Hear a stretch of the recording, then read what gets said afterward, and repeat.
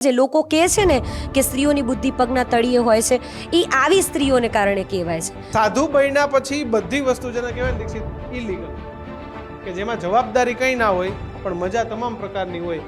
આ પરિસ્થિતિ અત્યારે તમામ ધર્મના, કારણ કે આપણે છાસ સવારે સાંભળીએ છીએ કે ભાઈ ફલાણી મસ્જિદના મૌલવીએ દીકરી સાથે આમ કર્યું, પૂછડા મંદિરના બાવાજીએ એક મહિલા સાથે આમ કર્યું. કોઈ પણ સાધુ વિવાદમાં આવે ને, વિવાદનો મૂળ શું છે કે ચલો ભાઈ આ બાબા સાધુ મને વશીકરણ કરાવી આપશે, મારા ઘરમાં પ્રોબ્લેમ્સ છે, છૂટાછેડા લેવા છે, કે બીજા જાતના મારા પતિનું કોઈ બીજી સ્ત્રી સાથે અફેર છે, ને એવી બધી વાતોને લઈને આપણે કોઈક ધર્મના રસ્તે જતા હોઈએ છીએ. તમે સત્તાધારમાં વિજય ભગતનું જોયું તો ત્યાં એક મહિલા છે જેના કારણે વિવાદમાં જૂનો કાંડ સ્વામિનારાયણ સંપ્રદાયના પણ અનેક આપણે આ ધરતી પર જન્મ લેવા માટે જે છોકરાઓને જ્ઞાન આપશું એ આવું આપશું કે તું ફલાણા બાબાના 4 ચોખાના દાણાથી પેદા થયો છે. અને એક બેન બીજી બેનને વાત કરે કે મને આ તકલીફ હતી, મેં પૂછડા બાબાને વાત કરી, મને સારું થઈ ગયું. એ ખબર ન હોય કે એ લેડીઝ પાછી બાબાની મૂકેલી એક આખી ટીમ હોય, એ 10 એની જ માઉથ પબ્લિશર હોય. પહેલા તો સ્ત્રીને ત્યાં જ ખબર પડી જવી જોઈએ કે જો આ બાબા સાધુ પાસે હું ગઈ છું અને મને આ નજરે જોઈ રહ્યો છે તો એનો મતલબ તો એ થઈ ગયો કે એ સંસારનો ત્યાગ એણે નથી કર્યો. અને ભગવાન સુધી પહોંચવા માટે મારે ઇમિડિયેટરની જરૂર શું? 100 વાતની એક જ વાત. જે બેન દીકરીને સંતાન ના થતા હોય અને એને પછી જે સાંભળવાનું આવે અને એવો તે કયો એ મારા સેક્સનો એટલો માહિર થઈ ગયો હશે કે એને સેક્સ એજ્યુકેશન આપવું પડે બીજી દીકરીઓને. અને એવી તો કઈ પરણેલી દીકરીઓ કે બહેનો એવી મગજ વગરની હોય કે સેક્સ એજ્યુકેશન લેવા એના પાસે જાય. તો પત્રકારોના ગર્જનાદમાં આજે દિવસભર સંવાદ કર્યો, પરંતુ મહત્વની વાત એ કે સાધુઓમાં વ્યાભિચાર કેમ આવે છે? તમે સ્ત્રી, સંપત્તિ, સત્તા બધું છોડીને તમે સંસાર છોડો છો અને તમે સાધુ બનો છો, પરંતુ પાછળ કિસ્સાના બધી વસ્તુ આવી જાય છે. તમારી પાસે સ્ત્રી આવી જાય, તમે સંપત્તિના મોહી થઈ જાઓ અને પછી શરૂ થાય છે ઝઘડા, વિવાદ, પોલિટિક્સ. એટલે આમાં છે એવું કે તમારે મજા બધી કરવી છે, તમારે તમામ પ્રકારની સંસારમાં રહેલી તમામ સુખ સગવડો ભોગવવી છે, તમારે સ્ત્રીઓ સાથે અનૈતિક સંબંધો પણ બાંધવા છે.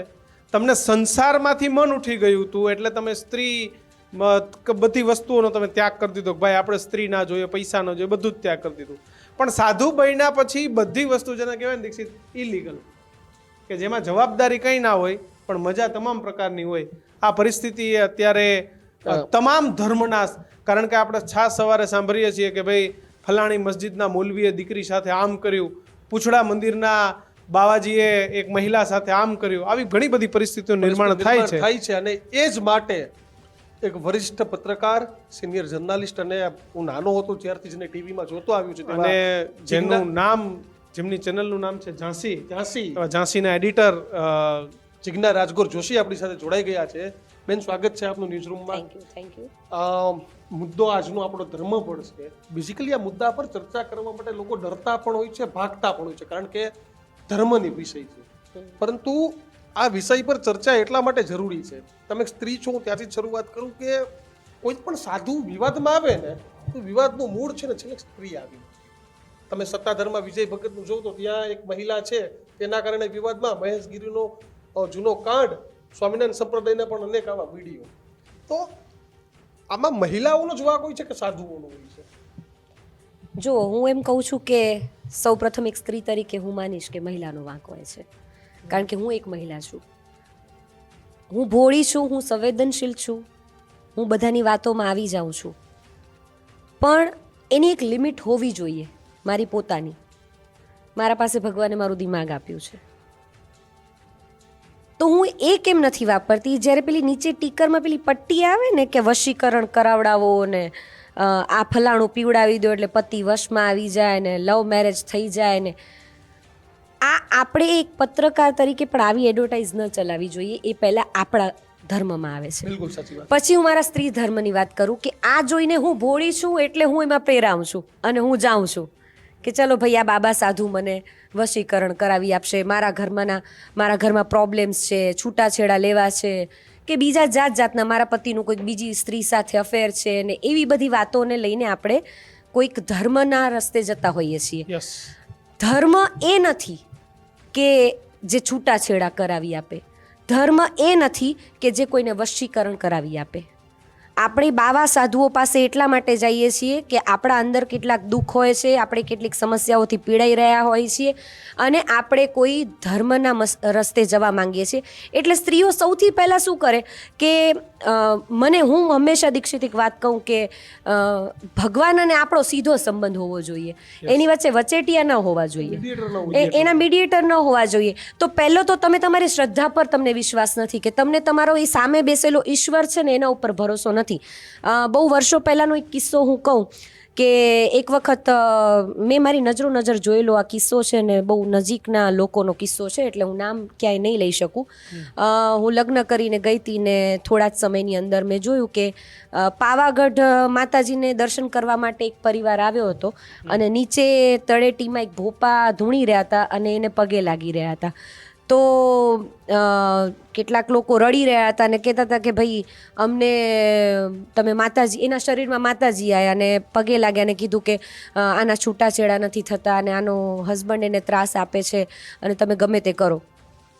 હું એમ કહું કે જે ડુંગરવાળીને તમે પૂજવા માટે ગયા છો, જો એ નીચે તમારા માટે આવી શકતી હતી અને એ પણ કોઈક બીજાના શરીરની અંદર, તો પછી તમારે ત્યાં ડુંગર સુધી લાંબા થવાની જરૂર જ શું હતી? તમારી શ્રદ્ધા પર તમને ભરોસો હોવો જોઈએ ને. એટલે હું દરેક સ્ત્રીને આ માધ્યમથી જરૂરથી કહેવા માંગીશ કે આપણી સલામતી આપણા હાથમાં છે. આપણી બુદ્ધિ કંઈ પગના તળિયે છે એ આજે પણ આપણે સાબિત કરવાની જરૂર નથી, બરાબર? જે લોકો કહે છે ને કે સ્ત્રીઓની બુદ્ધિ પગના તળિયે હોય છે, એ આવી સ્ત્રીઓને કારણે કહેવાય છે.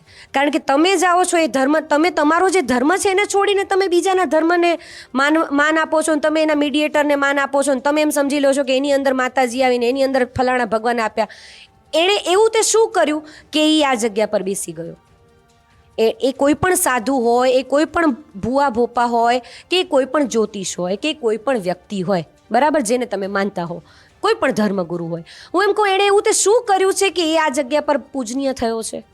પહેલાં એ સવાલનો જવાબ પોતાની જાત સાથે પૂછો કે એણે એવું તે શું કર્યું છે કે એ આ જગ્યા પર છે? એણે કર્યો છે ધર્મનો ત્યાગ? એણે કોઈ પોતાના સંસારનો ત્યાગ કર્યો? એણે કોઈ સંસારનો ત્યાગ કર્યો છે?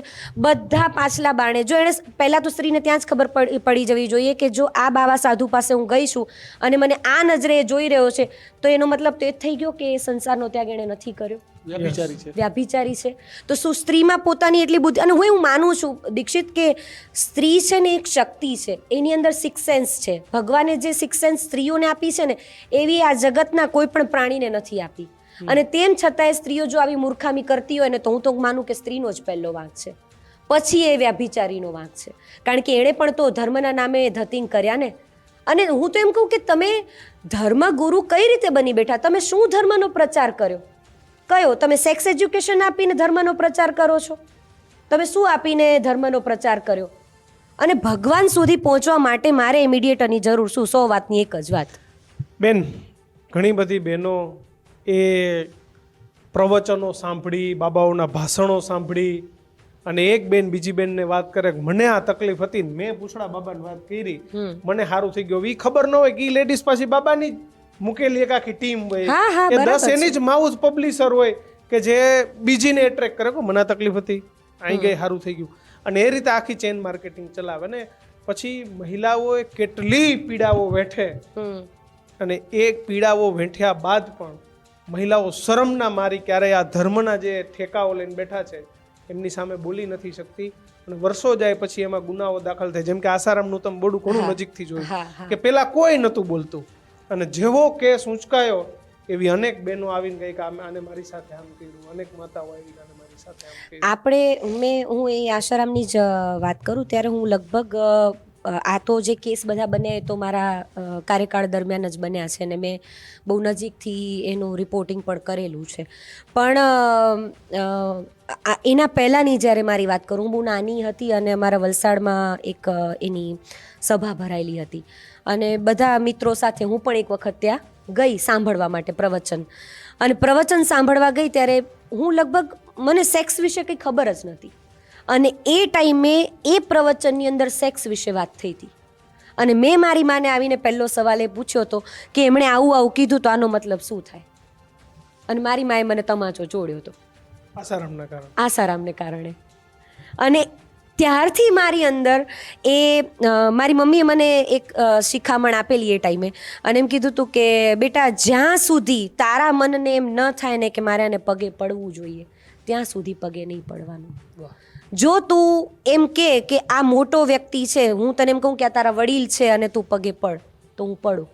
પણ જો હું તને એમ કહું કે આની અંદર ભગવાન રામ બેઠો છે ને આની અંદર હનુમાન બેઠો છે ને આની અંદર માતાજી બેઠી છે ને આના અંદર આપણો ધર્મગુરુ છે ને તું પગે પડ, તો હું ભલે તારી માં હોઉં તું ન પડતી જ્યાં સુધી તને મનથી એવું ન થાય. અને એક સ્ત્રી તરીકે મને આજે કહેતા બહુ ગર્વ થાય છે કે મેં કોઈ દિવસ આવા જેવા તેવા લોકોને પગે લાગી જ નથી, નેવર. અને મારી આંખમાં જે ક્રોધ અને આંખમાં જે શક્તિ દેખાઈ જતી હોય કે આજની ડેટમાં એવા ઘણા બધા સાધુ છે, જે ઘણા બધા સાધુડા છે જે મારી આંખ જોઈને સમજે મારી નજીક ના આવી શકે, એટલો ડર, ખોફ, એટલો ડર. એ મારી નજીક ના આવી શકે, ભલે ને 10 જણીને કદાચ આમ જોઈને એને વાતો કરી શકે, પણ મારી આંખની સામે એ ન જોઈ શકે, મારી આંખથી આંખે ન મિલાવી શકે. કારણ કે મને મારા ઈશ્વરમાં શ્રદ્ધા છે, મને મારી જાત પર શ્રદ્ધા છે, મને મારા ભગવાનને મનાવવા માટે મારે કોઈ બીજું વચ્ચે વ્યક્તિ નથી જોતું. હું એમ કહું દીક્ષિત તું ફલાણા વ્યક્તિને વાત કરજે, ફલાણો વ્યક્તિ બીજાને વાત કરે પણ ત્રીજા વ્યક્તિ સુધી પહોંચાડું, એના કરતાં મારો ભગવાન અવેલેબલ પડ્યો છે, હું ડાયરેક્ટ ના પહોંચી જાઉં.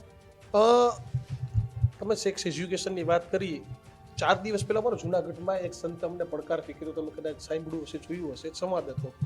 તેમાં એ સંતની જે તે સમયે આખી એક ટેલિફોન લાઈન છપાણી ન્યૂઝપેપરમાં, મહિલાઓ સાથે બીભત્સ વાત કરવી, આ કરવું, તે કરવું.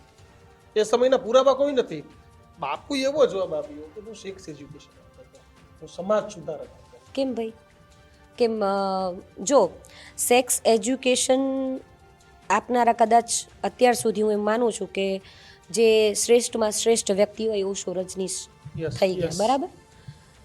અને એની શું હાલત થઈ આપણે સૌ જાણીએ છીએ, બરાબર? કે સેક્સ એજ્યુકેશન આજની યુવા પેઢીને આપવાની જરૂર લાગે છે ખરી? તને પહેલાં તો એ મને સવાલ થાય, જરૂર છે ખરી? બધાને ખબર છે, બરાબર? પરણેલી દીકરીઓ કે કિશોર અવસ્થામાં આવેલી છોકરીઓને સેક્સ એજ્યુકેશન આપવાની જરૂર છે? અને એવો તે કયો એ મહારાજ સેક્સનો એટલો માહેર થઈ ગયો હશે કે એણે સેક્સ એજ્યુકેશન આપવું પડે બીજી દીકરીઓને? અને એવી તો કઈ પરણેલી દીકરીઓ કે બહેનો એવી મગજ વગરની હોય કે સેક્સ એજ્યુકેશન લેવા એના પાસે જાય? કોઈ સાધુ જે તમે બધું છોડી ચૂક્યા છો. અને તું ભાઈ તું સાધુ શેનો બન્યો? તો પછી તો તું તારે સેક્સ ગુરુ જ બનવું હતું ને, તું શું કામ સેક્સ એજ્યુકેશનમાં આવ્યો? તારે સેક્સ એજ્યુકેશન આપવાની જરૂર જ શું સાધુ હજારો તરીકે? વર્ષથી માનવ એ પૃથ્વી પર વસવાટ કરે છે. અરે બધા જાણે છે કે બંધ કમરામાં શું થાય. અને ખરાબ વસ્તુ તો બિલકુલ નથી. જેનાથી આપણે બધા આયા એ શું ખરાબ હોવાનું? નથી. યસ, હે આજે પૃથ્વી પર જેટલા મનુષ્યો છે એ એનાથી જ તો આયા છે. પ્રજનન તો બધા જ કરે છે. ઘરની બહાર નીકળશો બે કૂતરાએ પ્રજનન કરતા દેખાશે ને તમે પ્રજનન. પણ આપણે મનુષ્ય છીએ એટલે આપણી એક મર્યાદાઓ છે કે જે એ બંધ રૂમની અંદર જ થાય. મેં પેલું આપણું જે દીપિકા પાદુકોણનું સોંગ છે કે ઊંચે સે ઊંચા બંદા પોઠી પે બેઠે નંગા, દરેક વ્યક્તિને ખબર છે કે આ બંધ કમરાની અંદર આ જ થાય છે. તેમ છતાંય જો એનું એજ્યુકેશન આપણે લેવા જતા હોઈએ તો આપણી મૂર્ખામી કહેવાય. અને એજ્યુકેશન આવા સંતો પકડાય ત્યારે વાત પકડાય હા ત્યારે તમે વિચાર કરો કેવા ગોળ ગોળ ફેરવે કે હું સમાજ સુધારક હતો, હું તો પછી સંસારમાં રહેવું હતું ને આજ બધું કરવું. અરે હું તો એમ કહું તો ભાઈ, અરે સેક્સોલોજીસ્ટ ડોક્ટરે ઘણા છે જે પ્રોપર રીતે તમને સેક્સ એજ્યુકેશન આપશે જ, બરાબર? જાવું હોય તો એની ફી ખર્ચીને જાઓ એના પાસે સેક્સ એજ્યુકેશન લેવા, જો લેવું જ હોય તો. અને એવી ઘણી બધી હું તો એવું માનું છું કે ન્યૂઝપેપર અને ઘણી બધી વેબસાઇટ એવી, અને હવે તો આ આખી જે સોશિયલ મીડિયાની ને યુટ્યુબની જે આખી મહાસાગર છે એની અંદર તમારે સેક્સની જેટલી વાતો જોતી હોય ને બધી મળી જશે, બરાબર? એના માટે તમારે આવા બાવા સાધુઓના સહારે જવાની જરૂર નથી. હું તો બહેનોને એમ જ કહું કે આ તમે તમારું બુદ્ધિનું પ્રદર્શન કરો. એ વ્યક્તિ શીખવાડવું હોય તો મા બાપને શીખવાડો. ગુડ ટચ કેને કહેવાય, બેડ ટચ કેને કહેવાય, એ મા બાપ એના દીકરા દીકરીને સમજાવે તો. અને દીક્ષિત એની એ જરૂર અત્યારે હવે આવશ્યકતા થઈ કે ગુડ ટચ ને બેડ ટચ. અને હવે આપણે થોડુંક સમજતા થયા કારણ કે આપણે એજ્યુકેટેડ થયા એટલે સ્કૂલોની અંદર ને બાળકોને આપણે આપણા બાળકોને સમજાવતા થયા. હું એમ કહું કે આજે હું 40 વર્ષની દીકરી છું, મારી માએ મને થોડી ગુડ ટચ બેડ ટચ શીખવાડ્યા હતા, પણ મને એ સમજણ હતી, એ સેન્સ હતી કે મને કોઈ હાથ અડાડે છે તો મને ખબર પડી જાય કે મમ્મી મને આ સારી રીતે નથી અડાડી રહ્યો. જો બાપનો સ્પર્શ પણ દીકરી માટે જુદો હોય છે, ભાઈનો સ્પર્શ પણ દીકરી માટે જુદો હોય છે, અને પતિનો સ્પર્શ પણ જુદો હોય છે, અને એના બોયફ્રેન્ડનો સ્પર્શ પણ જુદો હોય છે. બરાબર. છોકરી દરેકે સેન્સમાંથી પસાર થતી હોય છે. જ્યારે એને કોઈ સ્પર્શ કરે ને ત્યાંથી જ હું તારી સાથે હાથ મિલાવું ને એના પરથી હું તારું ચરિત્ર નક્કી કરી લઉં કે તું શું છો. 100%. બેન, સમસ્યા હોય, નાની મોટી સમસ્યા એ દરેક જગ્યાએ હોય, અને એ સમસ્યાઓનો કેવી રીતે મિસયુઝ કરવો એ આ ઢોંગીઓને તમે જાઓ એટલે બેહો ના બેહો એ 3 સમસ્યા બોલે, એમાંથી એકાધી તો હોય જ. આપ દીકરી છો, બેન છો, આપને ખબર જ છે. આપ એક પત્ની પણ છો, આપ એક માં પણ છો, એટલે આપણને તમને ખબર જ હોય કે ભાઈ તમે કોઈ શું સાધુ પાસે જાઓ એટલે બેસો એટલે ત્યાંથી જ તમને કહી દે કે દીકરી આ તકલીફ છે, બેટા આ તકલીફ છે, વાંધો નહીં, સોમવાર 4-5 આવે. સમસ્યા કેવી કોમન છે તમને એવું કે તું એટલે બહુ એમાંથી કામ કરે છે, બેનો એ પણ ફસાય તારી છે. સાસુ કેવી તારી કદર કરતી નથી, કાં તો કે તારો પતિ કદર નથી કરતો, એટલે આમાંથી બેનો ફસાય બીજો છે. કે તારા માવતરનો કોઈ તારો પતિ રાખતો નથી. એટલે આવી 4-5 ઇમોશનલ લાઈન Common યુનિવર્સલ સમસ્યા હોય છે. ઈ મારા ઘરમાં છે, કિશનના ઘરમાં છે, ગમે અને આ બાવાઓ સારી રીતે પકડી લે ને એમાંથી બેન કે આપણી મા બેન દીકરી જે હોય એ એની ચુંગાલમાં ફસાઈ જાય. અને એક કે ભાઈ સંતાનો ના થતા હોય ને જે બેન દીકરીને સંતાન ના થતા હોય અને એને પછી જે સાંભળવાનું આવે એ સંતાનવાળી વાત તો હું મેં ઘણા બધા કિસ્સા એવા જોયા છે ને જ્યારે ન્યૂઝપેપરની અંદર વાંચું ત્યારે મને એમ થાય કે વિજ્ઞાનના આ સમયની અંદર આપણે કઈ બાબતો ઉપર વિશ્વાસ કરીને બેઠા છીએ. આપણે આ ધરતી પર જન્મ લેવા માટે જે છોકરાઓને જ્ઞાન આપશું એ આવું આપશું કે તું ફલાણા બાબાના 4 ચોખાના દાણાથી પેદા થયો છે, હે? એનો એ જમાનો હશે? આપણે એવા સંતાનો અહીંયા પેદા કરવા માંગીએ છીએ કે ફલાણા બાબાની રાખથી તું પેદા થયો છે. ના, માગવું જ ભગવાન પાસે ડિરેક્ટલી માગો. અરે હું એમ કહું કે એ બધી જ એક કુદરતી એક પ્રક્રિયા છે અને વિજ્ઞાન એટલું બધું આગળ વધી ગયું છે કે આપણે જાણીએ છીએ. જો સૌથી વધારે પહેલાં તો નિસંતાન ઘણાય લોકો હતા, પણ ત્યારે કદાચ એટલા ડૉક્ટર્સ નહોતા, એટલી બધી હવે IVF ને બધું જાતનું ટેસ્ટ ટ્યુબ બેબી ને કેટલું બધું આવી ગયું. તો ત્યારે એ ટેકનોલોજી એટલી ડેવલપ નહોતી. હવે એ ટેકનોલોજી એટલી ડેવલપ થઈ છે એટલે આપણને સમજણ પડતી થઈ છે. તો પછી ભાઈ ડૉક્ટરના રસ્તે જ જાઓ ને, વિજ્ઞાનને જ તમે પેલું કરો ને. એની જગ્યાએ તમે આવા બાવા સાધુ એમ કહેશે કે ભાઈ મહિનો અહીંયા આવજે ને મહિનો ફલાણું ભરજે એટલે હું તને આ રાખ આપીશ, એટલે તું એ રાખ ખાજે રોજ, તારા પતિને પણ ખવડાવજે અને પછી સંતાન પેદા થશે. અરે શું સંતાન પેદા થશે? અને પછી એ મહિનાઓ સુધી જ્યારે સંતાન પેદા ન થાય, વર્ષો સુધી સંતાન પેદા ન થાય, પછી પોતે જ કરી નાખે. બરાબર? એટલે ઓલા ભાઈને કે બેનને શ્રદ્ધા બેસી જાય કે ભાઈ, કારણ કે એ ટાઈમે જો હું એક વાત કહું કે સાયકોલોજીકલ જ્યારે સંતાન નથી થતું ત્યારે સ્ત્રીને બહુ જ બધા પ્રેશર્સ હોય છે. એમાં પણ આપણો સમાજ જ એનો જવાબદાર છે. બરાબર?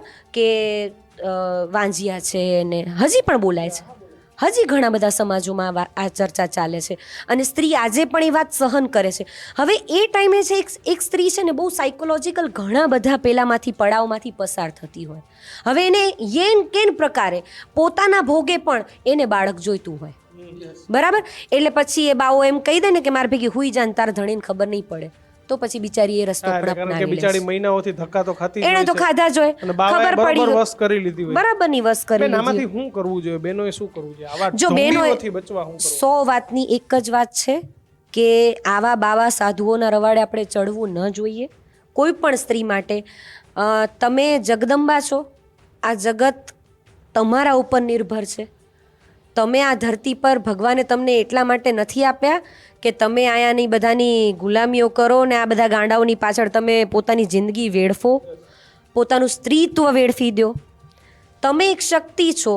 જ્યારે તમે બીજા બાળકને જન્મ આપવાની ભગવાને તમને આપી છે શક્તિ, તો પછી આવા લોકોની લોભ લાલચમાં ના આવવું જોઈએ. અને હું તમામ સંપ્રદાયની વિરોધી છું. મને કોઈ સંપ્રદાય પર ભરોસો નથી. મને મારા શિવ પર, મારા ભગવાન પર, કારણ કે મારું સીધું કનેક્શન છે. હું એવું માનું છું કે હું જો દીક્ષિત ફરીને કહીશ, શ્રદ્ધા જુદો વિષય છે અને અંધશ્રદ્ધા જુદો વિષય છે. બરાબર? હું શ્રદ્ધાળુ છું. દીક્ષિત, એક જુનાગઢનો જ પેલો સુરત ભુવાજી, એક દીકરીની હત્યા થઈ ગઈ આખે. એટલે કઈ રીતે પેલા ભોળવી, એનું દુષ્કર્મ થયું, પછી મારી નાખી, મેરિટ છે એ ભુવાજીએ દીકરીને મારી નાખી. અને કેવી મોડે સુપરિન્ટી કે એમાં ભુવાજીના સમર્થકો, એટલે કે ત્યાં આવતા ભક્તોય ભુવાજી સાથે હત્યા કરવામાં સામેલ થઈ ગઈ. એમની દીકરી હોત તો એ જગ્યાએ તો એ લોકો ન કરતા હોત સમર્થન. તો એ લોકો ન કરતા હોત, કારણ કે એમણે પોતાની દીકરી મોકલી નહીં જોઈ હોય. આપણે બહુ ટાઈમ પહેલાં એક વેબ સિરીઝ આવી હતી, આપણે સૌ જાણતા હશું, આશ્રમ કરીને, yes. બરાબર? એમાં લિટરલી એ આ વાસ્તવિકતાઓ બતાવે છે બધી, અને તેમ છતાંય તમે માનવા જ તૈયાર નથી થતા કોઈ વાતે.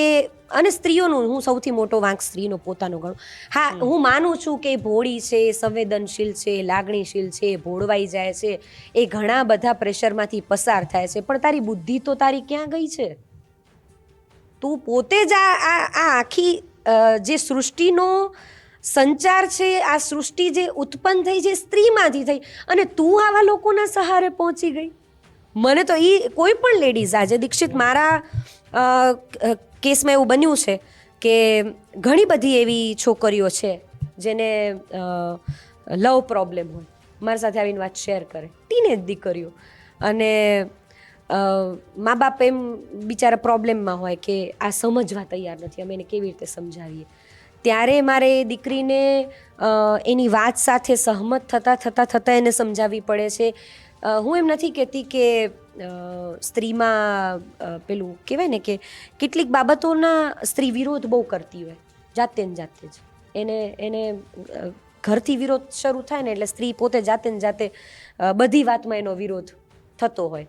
એટલે એને એ હેબિટ પડી ગઈ હોય કે હું બાવા સાધુ પાસે જાઉં છું, મારા ઘરથી જ પહેલાં મને વિરોધ કર્યો, એટલે પછી હું છુપાઈને જતી થાઉં, અને પછી હું પાછળ જઈને શું ખેલી આવું. મને એમ હોય કે હું મારી સાસુને વશમાં કરી લઉં, મને એમ હોય કે હું મારા ધણીને વશમાં કરી લઉં, અને એટલે હું છુપાઈને રસ્તે જાઉં. એટલે મને એ નથી ખબર કે પછી એ સ્ત્રી સાથે મારી સાથે ત્યાં શું થવાનું છે, બરાબર? કારણ કે ઓલો તો જાણે જ છે બેસેલો.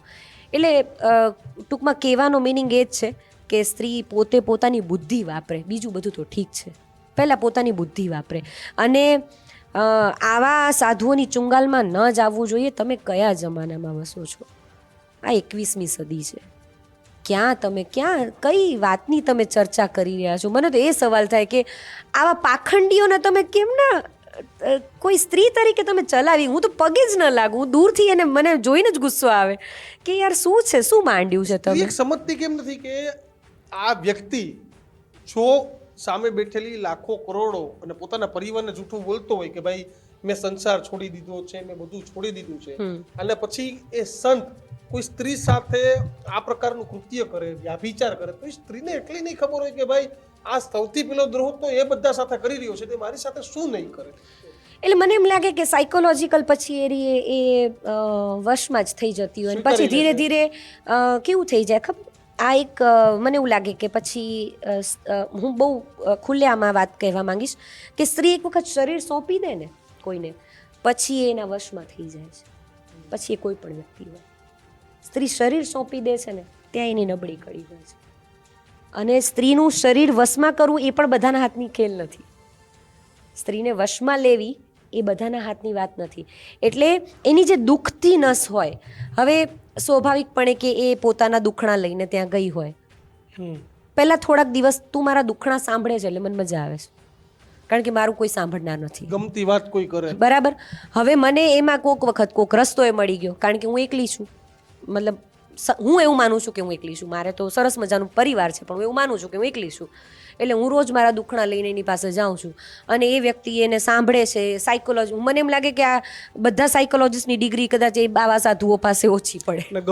ગમતું સાંભળવા મળે. હા, મને કારણ કે મારા કાનને એ જ સાંભળું ને. આજે હું તારા વખાણ કરું તો તારા કાનને એની આદત પડી જશે. હા, નહીં ગમે. એટલે એ સ્ત્રીઓને સાયકોલોજીકલ એ લોકો એમાં લે છે, અને પછી એ સ્ત્રીઓ એની સાથે વાત કરતાં ધીરે ધીરે એના જોડે પ્રેમમાં પડી જતી હોય. કારણ કે એક મૂર્ખતા કેવી છે ખબર? સ્ત્રી જે ગોપીઓ કૃષ્ણને પ્રેમ કરતી હતી ને, એવી ગાંડી સ્ત્રીઓ એ હોય છે કે જે એવું સમજે કે આ બાવા સાધુને પ્રેમ કરીએ ને એટલે એ અમારો કૃષ્ણ ને અમે એની ગોપી. અને એવા બાવા એવી વાતોય કરતા, અને બાવા એવી વાતો એ કરતા, તમને આનાથી આમ થશે ને તમને સ્વર્ગ, એવી જ બધી કે તમને સ્વર્ગ મળશે ને તમને આ મળશે ને તમને તે મળશે, તમારું કલ્યાણ થઈ જશે. એટલે એમાં પછી સાયકોલોજીકલ એને ઇફેક્ટ થવા લાગે. જેમ જેમ એને સત્સંગ એ લોકો કે પણ આ સત્સંગના નામે બીજું જ થતું હોય. અને પછી ધીરે ધીરે રોજ તમે એના સંપર્કમાં આવતા જાઓ, સાયકોલોજીકલ તમે એની વધારે નજીક નિકટતા થતા જાઓ. હું 1 મહિનો કોઈ વ્યક્તિ સાથે વધારેમાં વધારે ફરું તો સ્ત્રીને એની સાથે પ્રેમ થવાનો જ છે, કારણ કે હા એને થઈ જ જાય છે સ્ત્રીને, એની સાથે આકર્ષણ થાય જ કે ભાઈ પછી શારીરિક હોય, માનસિક હોય, ગમે અને ત્યાંથી. સ્ત્રી એ સમજતી નથી કે આ મારી જેમ સંસારમાંથી કંટાળીને અહીંયા આવેલો માણસ છે, હા. તો આ મારું શું ભલું કરી દેવાનું. અને પછી શું થાય કે એની એ મજબૂરીનો ફાયદો ઉઠાવી લે, અને એકવાર સ્ત્રી જો સ્ત્રીના શરીર પર એણે વશ કરી લીધો તો પછી સ્ત્રી એના પ્રેમમાં જ હોય છે. પછી કદાચ કોઈક સ્ત્રી એવી હોય કે જે પાછી વળવા માંગતી હોય ને તો એ નથી વળી શકતી. પણ જ્યારે આવા પાખંડીઓની પોલ ખુલે ત્યારે તો પછી સ્ત્રી રઝળતી થઈ જાય. પણ એને પોતાને ઈ તો ઈ જોતી જ નથી ને કે આગળ જતા શું થશે. યસ, એને તો હું તને એમ કહું ને કે એને એવું લાગતું હોય એ ટાઈમે કે આ જે સર્વોચ્ચ ગાદીએ બેસેલો વ્યક્તિ છે એ મારા વશમાં છે, આ હકીકત નથી હોતી. પણ એને નથી ખબર કે તું એના વશમાં છો. બરાબર, કારણ કે એ ભોળી છે, એ સંવેદનશીલ છે, એ પોતાની કેટલીક સમસ્યાઓથી પીડિત છે, Yes. અને એટલે કોકના વશમાં થાય છે. પણ હું અગેન એન્ડ અગેન આ જ કહેવા માંગુ છું દરેક સ્ત્રીઓને કે થોડુંક પોતાનું બુદ્ધિ વાપરો. જરૂરી નથી કે તમે કોઈ સાધુ સંતોના ત્યાં જાઓ અને એ જ તમને કોઈ રસ્તો બતાવી શકે, પણ થોડુંક પોતાની બુદ્ધિ વાપરો અને એનાથી કોઈ પણ ડિસિઝન લો. અને હજી એક વખત કહીશ કે ભગવાન સાથે કનેક્ટ થવા માટે તમારે કોઈ મીડિયેટરની જરૂર નથી. જો તમારામાં તાકાત હોય તો એ ઈશ્વરને મનાવી જુઓ, તો હું માનું કે હા તમે એક સ્ત્રી તરીકેની પોતાની જવાબદારી અને દીક્ષિત થાય જ છે. હું રોજ મંદિરે જઈશ ને એટલે મારે એ મંદિરમાં આસ્થા બંધાઈ જશે. રોજે રોજ એ મંદિર સાથે મારી આસ્થા બંધાઈ જશે. પણ તું મને 1000 મંદિર ફેરવીશ ને તોય મને એ જ મંદિરમાં રોજની આસ્થા બંધાઈ જશે. અને એ કામ થતું જ હોય. ઈશ્વરમાં શ્રદ્ધા રાખો. શ્રદ્ધા જુદી વાત છે. શ્રદ્ધા અને અંધશ્રદ્ધા બેની વચ્ચે એક બહુ જ પાતળી ભેદરેખા છે. તમે ક્યારે શ્રદ્ધામાંથી અંધશ્રદ્ધા તરફ હાલ્યા જાઓ છો ને એ ખબર નથી હોતી, પણ માત્ર એ ખબર ત્યારે જ પડે જ્યારે તમને અહેસાસ થાય કે મારી આંખે પટ્ટી બંધાઈ ગઈ છે. હવે બિલકુલ આભાર જિજ્ઞાબેન ખુલ્લીને વાત કરવા માટે. આભાર તમારા બંનેવનો, અને બંનેવને અભિનંદન કે એક પત્રકાર તરીકેની તમે આ જવાબદારી ખૂબ બખૂબી નિભાવી રહ્યા છો. Thank you, બેન. આનંદ થયો એ વાતનો કે આવી બાબતને આપણે એક પત્રકાર તરીકે, એક ધર્મ તરીકે, ધર્મ તો આપણો પણ આ છે ને, આ છે આપણો. પણ એને તમે નિભાવી રહ્યા છો બખૂબી, અને આગળ પણ નિભાવતા રહો બંને જણા. ખૂબ ખૂબ અભિનંદન. Thank you. તો ઘણી બધી ખુલ્લીને વાત થઈ કે ક્યાં ભૂલ છે ક્યાં નથી, પરંતુ છેલ્લે તો બધું આપણા હાથમાં છે. કારણ કે અમે તો સમજાવવાના, અવાજ ઉઠાવવાના, પરંતુ એક મા બાપ તરીકે પણ પોતાની એક નૈતિક જવાબદારી છે કે મારી દીકરી કે મારો દીકરો ક્યાં જાય છે, ક્યાં સાધુને મળે છે, શું સંબંધો છે. અને બાકી તો આપણે ઘણા ફિલ્મો પણ જોયા છે. આપ એક મહિલા છો તો ખાસ આ બધી વસ્તુમાં તમારી કંઈ કમેન્ટ હોય તો ખાસ લખજો, એનો પણ જવાબ આપીજો. કારણ કે અમે એવું માનીએ છીએ ને એવો અમારો આગ્રહ પણ છે કે એક પણ ઢોંગી બાવા કે ભુવાનો શિકાર એ મા બેન દીકરી તો ના જ બનવી જોઈએ. જો કોઈ બન્યા હોય ને તો અમારો સંપર્ક કરો, અમે અમે નહીં છોડીએ. પાખંડીને ખુલ્લો પાડીશું. નમસ્કાર.